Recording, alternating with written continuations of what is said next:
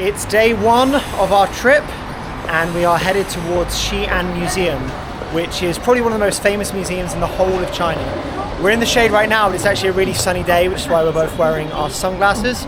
We're running a little bit late because we got in really late last night and had to sleep for a long time to get our energy back, but we're really looking forward to it. XiAn is an ancient city and was the capital of the famous Tang Dynasty. It was also the gateway to the Silk Road, the ancient trade route that stretched from China all the way to modern-day Turkey. The Silk Road brought not only exotic goods to China, but also people who came with their own cultures and ways of life. During the Tang Dynasty, XiAn was not just one of the largest and most populous cities in the world, but also one of the most cosmopolitan. This cosmopolitanism has had a lasting impact on the city. XiAn Museum displays many interesting artifacts brought over from Central Asia. There is also a significant Muslim community in the city, and Central Asian influenced food can be found easily. XiAn is one of China's few remaining walled cities. Its wall is about 14.5 kilometers or 9 miles around and encloses the whole of the city centre. Today it's a popular tourist attraction. One morning I decided that it would be fun to run around the whole top of the wall. Despite getting up there early, the temperature quickly climbed to 33 degrees Celsius. I'm stood in the shade of some trees because it is ridiculously hot and sunny, but hopefully you can see behind me, this is the southern gate of the wall, which is the main gate to the city. This is most likely the gate that traders, travelling monks and visiting diplomats would have entered through when they completed their journey across the Silk Road. Pretty cool, right? There was almost no shade at all and the sun was beating down. I'm pretty sure that everyone that saw me thought that I was insane. The heat made it tough, but it was a really great experience, and I'm really glad that I did it. It is really, really hot right now, but I'm almost at the end. I can see the gate just in the distance. Our hotel was in a very large and interesting building. The main part of the building was in a neo-brutalist style, but on top there was a big traditional Chinese pagoda. Inside, the high ceilings and dark wood furniture gave it a classic feel. However, it did have some very modern features. Oh, must be room service.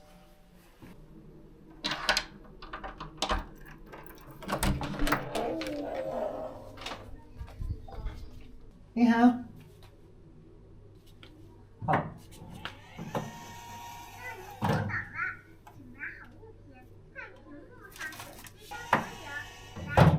Bye.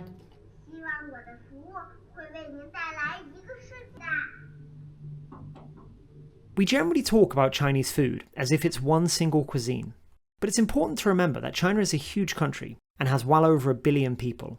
China is actually quite a diverse place, and this diversity is perhaps most evident in the food. Renee and I used to live in Fuzhou, Fujian province, where the food is generally light and delicate, and seafood dishes are popular. By contrast, XiAn cuisine is famous for having very strong flavours, using lots of meat, and having many bread and noodle dishes. I personally love this kind of food, and Renee likes it too, and so we ate a lot. My favourite food in XiAn was rojiamor.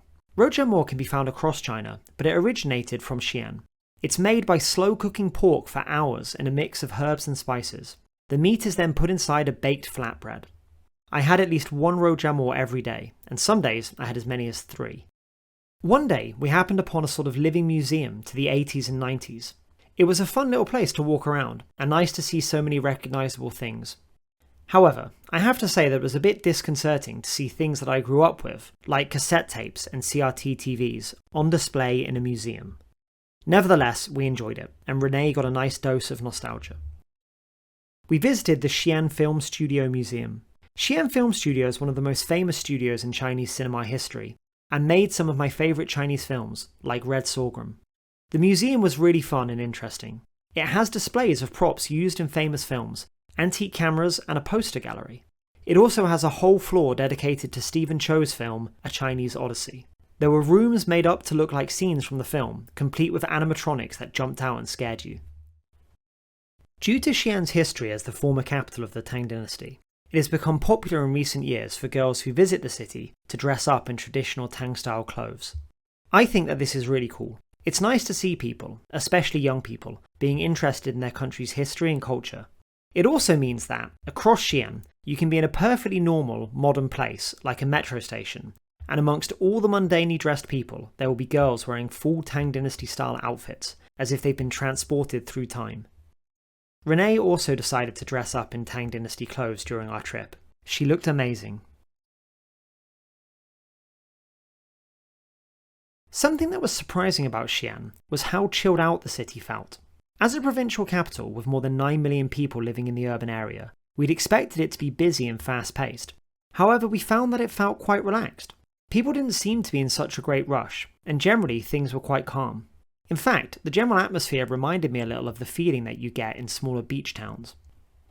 After 5 days in XiAn, we left for AnQing, Renee's hometown.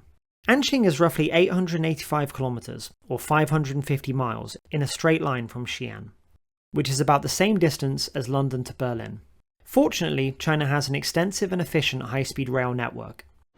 Train stations in China are more like airports. Not only are they really big, as you can see, but also you have to go through security checks, have your bag scanned and show your passport.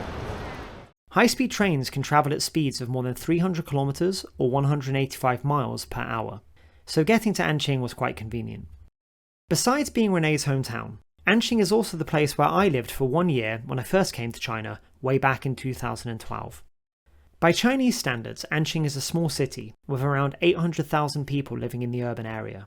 Compared to XiAn, it doesn't have so much to offer in the way of tourist attractions, but that wasn't a problem, as our main reason for going there was to spend time with our family.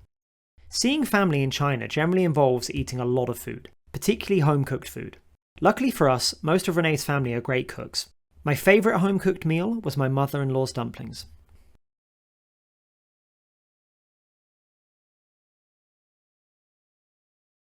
We also ate out lots, mostly in restaurants specialising in local food.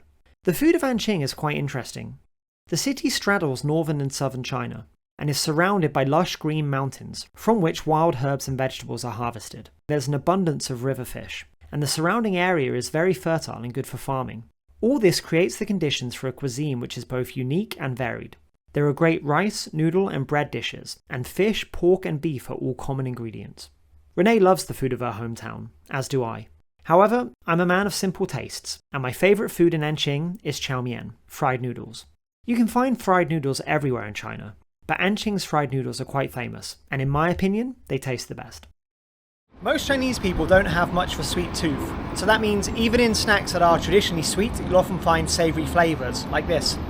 Green bean ice cream. Quite good. I went running a couple of times whilst we were there. Firstly, I did a loop of the city, taking in places where I used to go back when I lived in AnQing in 2012 to 13. It was a really nice trip down memory lane. I also did a run out into the countryside, which was great. Isn't that view incredible? It was a busy trip which ended too quickly. We wished we'd had more time to spend with our family and to do some more exploring. This was the first time we'd been back to China in more than 2 years. I was personally struck by how normal everything felt to me. I'd expected to have some culture shock, but I had none. To be honest, it felt like I'd never left. China has changed though. Renee noticed how AnQing seemed more developed than before, with many new buildings and roads, and things generally felt a bit better organised. The huge queues and crowds that used to be a feature of all tourist sites and train stations seemed smaller and more orderly. It was just a 2-week trip, but it had a big impact on us. We're keen to go back again soon, and in particular to explore more parts of central and western China.